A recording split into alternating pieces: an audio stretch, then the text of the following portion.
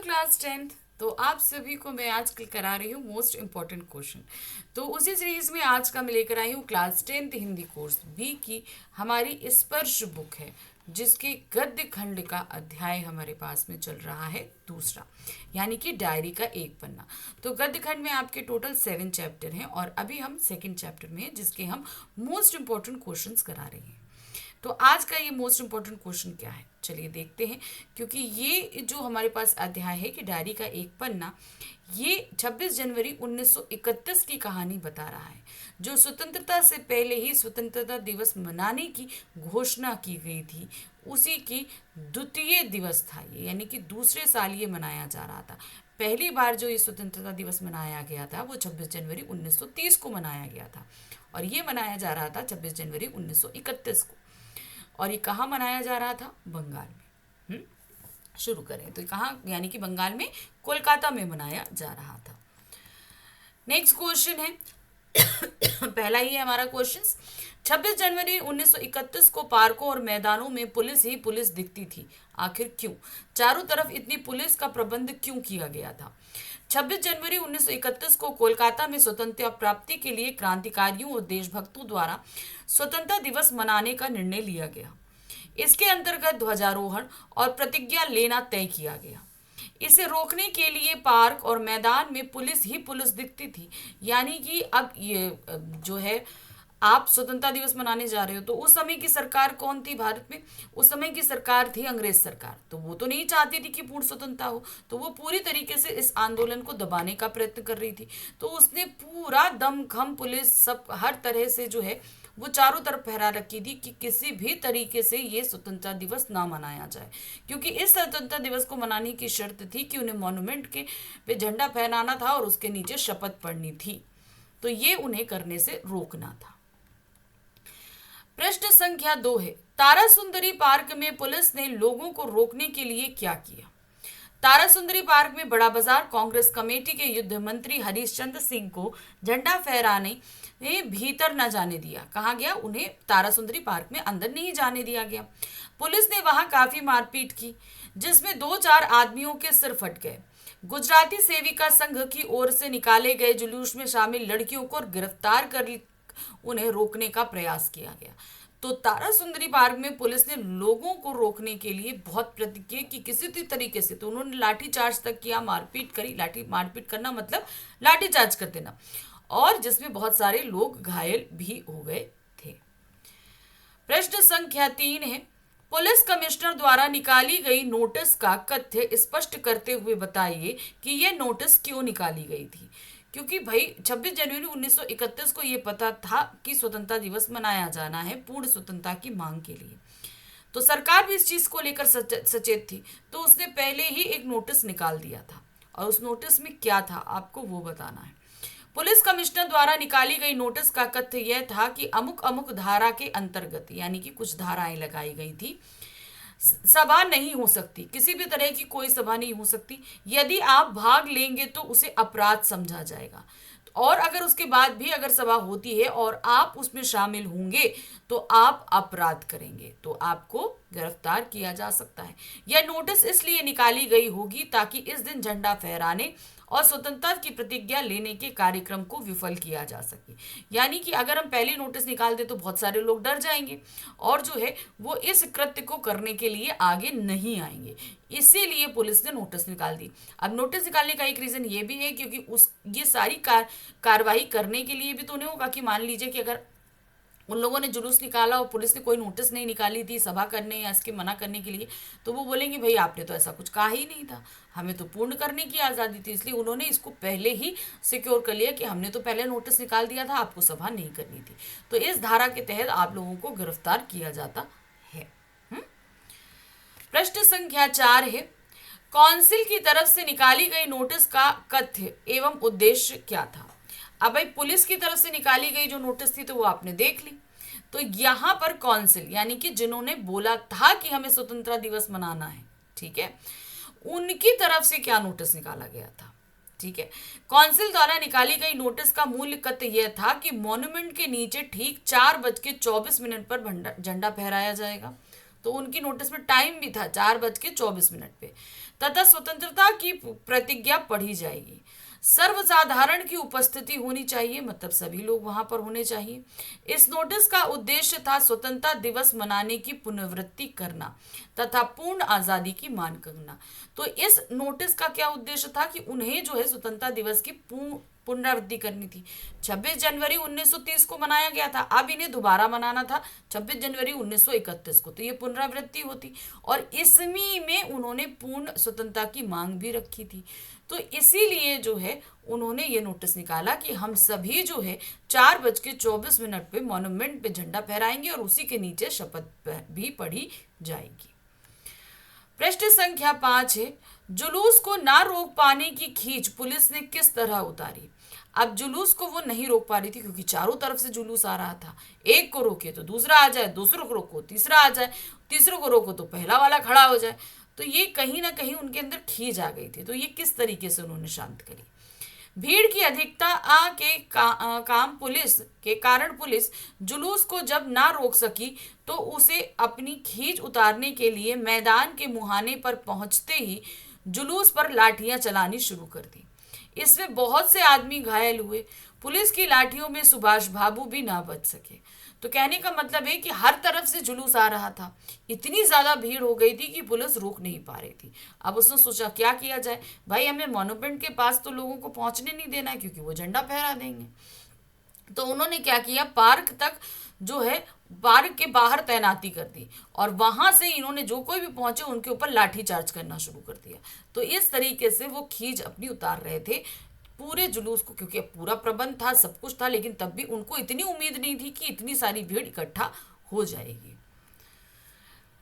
प्रश्न संख्या 6 है, झंडा दिवस के अवसर पर पुलिस का क्रूरतम रूप देखने को मिला। तो झंडा दिवस मतलब वही 26 जनवरी 1931 को क्रूरतम रूप था। उसने लाठीचार्ज भी करी, चाहे आदमी हो चाहे औरत हो, कोई भी नहीं देखा उन्होंने, सभी को उन्होंने लाठियों से मारा था। तो एक तरीके से उनका क्रूरतम रूप ही सामने आया था। झंडा दिवस अर्थात 26 जनवरी 1931 को भारतीयों द्वारा जो कार्यक्रम मनाने का निश्चय किया गया था उसे रोकने के प्रयास में पुलिस का क्रूरतम रूप देखने को मिला। पुलिस जुलूस में शामिल लोगों पर लाठीचार्ज कर रही थी जिससे लोग लहूलुहान हो रहे थे। पुलिस महिलाओं और लड़कियों के साथ भी मारपीट कर रही थी। मतलब ऐसा नहीं था कि सिर्फ पुरुषों के साथ कर रही थी, अगर औरतें और महिलाएं भी जो उस जुलूस में शामिल थी वो उनसे भी लाठीचार्ज करने में बाज नहीं आ रहे थे, उनके ऊपर भी वो हथियार आजमा रहे थे। प्रश्न संख्या 7 है, पुलिस जिस समय मॉन्यूमेंट के नीचे लाठियां भांज रही थी उस समय दूसरी ओर महिलाएं किस काम में लगी थी। तो मॉन्यूमेंट के पास जो है पुलिस किसी को पहुंचने नहीं दे रही थी, तो वहां उसने लाठीचार्ज शुरू कर दिया था। तो दूसरी तरफ जो औरतें हैं वो क्या कर रही थी, मॉन्यूमेंट के नीचे पुलिस जिस समय लोगों पर लाठियां भांज रही थी और लोग लहूलुहान हो रहे थे, उसी समय दूसरी ओर महिलाएं मॉन्यूमेंट की सीढ़ियों पर चढ़कर झंडा फहरा रही थी। तो मतलब वो मॉन्यूमेंट तक पहुंचने और दूसरी तरफ से महिलाओं ने पहुंचकर झंडा फहरा दिया और स्वतंत्रता की प्रतिज्ञा भी पढ़ रही थी। ऐसा करके वह झंडा दिवस कार्यक्रम को सफल एवं संपन्न करने में जुटी हुई थी। तो जिस लिए उन लोग निकले थे वो कार्य उन्होंने कर लिया था, पुलिस के इतने प्रबंध के बाद भी। अब हम आ गए हैं दीर्घोत्तरीय प्रश्न पे। इन प्रश्नों को बहुत ध्यान से देखिएगा, ठीक है। तो यहाँ पर क्या दिया गया है कि 26 जनवरी 1931 को कोलकाता में कोलकाता के रास्तों पर उत्साह और नवीनता देखते ही बनती थी। इनके कामों एवं नएपन का वर्णन कीजिए। तो यहाँ पर क्या है कि 26 जनवरी 1931 को कोलकाता का उत्साह, क्योंकि वो लोग जा रहे थे पूर्ण स्वतंत्रता की मांग करने और स्वतंत्रता दिवस मना रहे थे, तो जाहिर सी बात है उनके अंदर बहुत ज्यादा उत्साह था। तो वो क्या था आपको वही बयां करना है। तो देखिए क्या है, 26 जनवरी 1931 को कोलकाता में स्वतंत्रता दिवस मनाए जाने की पुनरावृत्ति होनी थी। इस दृष्टि से इस महत्वपूर्ण दिन को अत्यंत उल्लास से मनाया जाना था। इस बार का उत्साह भी देखते ही बनता था। इसके प्रचार मात्र पर ही 2000 रुपये खर्च किए गए थे, यानी कि ये जो करना जा रहे थे इस पे इन्होंने लगभग 50,000 रुपये 2000 रुपये पहले ही खर्च कर दिए थे। कार्यकर्ताओं को झंडा देते हुए उन्हें घर घर जाकर समझाया गया था कि आंदोलन की सफलता उनके प्रयासों पर ही निर्भर करती है। ऐसे में आगे आकर उन्हें ही सारा इंतजाम करना था। इसे सफल बनाने के लिए घरों और रास्तों पर झंडे लगाए गए थे। इसके अलावा जुलूस में शामिल लोगों का उत्साह चरम पर था। उन्हें पुलिस की लाठियां भी रोक पाने में असमर्थ साबित हो रही थी। तो ये चारों तरफ जो उत्साह और नवीनता का माहौल था कि कितने आप कितना रोकोगे, कितना मारोगे, हम आगे ही बढ़ते जाएंगे। दूसरा प्रश्न है, 26 जनवरी 1931 को सुभाष चंद्र का एक नया रूप और एवं सशक्त नेतृत्व देखने को मिला। स्पष्ट कीजिए। तो सुभाष चंद्र जी का एक नया रूप और उनका एक सशक्त नेतृत्व देखने को मिला था। आपको वही नया रूप के बारे में बताना है। 26 जनवरी 1931 को कोलकाता में स्वतंत्रता दिवस मनाया जाना था। गत वर्ष इसी दिन पूर्ण स्वराज पाने के लिए झंडा तो फहराया गया था, पर इसका आयोजन भव्य न था। गत वर्ष यानी कि 1930 में ये करा तो गया था, लेकिन ये बहुत बड़े स्केल पर नहीं किया गया था। आज झंडा फहराने और प्रतिज्ञा लेने के इस कार्यक्रम में सुभाष चंद्र के क्रांतिकारी रूप के दर्शन हो रहा था। वे जुलूस के साथ असीम उत्साह के साथ मॉन्यूमेंट की ओर बढ़ रहे थे। उन्हें रोकने के लिए पुलिस ने लाठियां भांजनी शुरू कर दी थी, क्योंकि वो जानते थे कि भाई बड़े नेता हैं, लोग इनके साथ आएंगे, तो उन्होंने उन्हीं के जुलूस पे लाठियां बरसानी शुरू कर दी थी। फिर भी वे चोट की परवाह किए बिना निडरता से आगे ही आगे बढ़ते जा रहे थे और जोर जोर से वंदे मातरम बोलते जा रहे थे।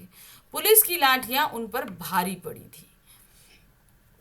यह देख ज्योतिर्मय गांगुली ने उन्हें पुलिस से दूर अपनी ओर आने के लिए कहा, पर सुभाष चंद्र ने कहा आगे बढ़ना है। उनका यह कथन जुलूस को भी प्रेरित कर रहा था, मतलब लाठियां उनके ऊपर पड़ रही हैं। दूसरी तरफ यहाँ पर ज्योतिर्मय गांगुली ने कहा कि नहीं, आप उधर नहीं, इधर आ जाइए। उन्होंने बोला नहीं, हमें तो आगे बढ़ना है। तो ये चीज की लाठियां खाकर भी वो आगे बढ़ रहे थे, ये जोश था उनके अंदर। प्रश्न संख्या 3 है, ब्रजलाल गोयनका कौन थे? झंडा दिवस को सफल बनाने में उनकी भूमिका पर प्रकाश डालिए।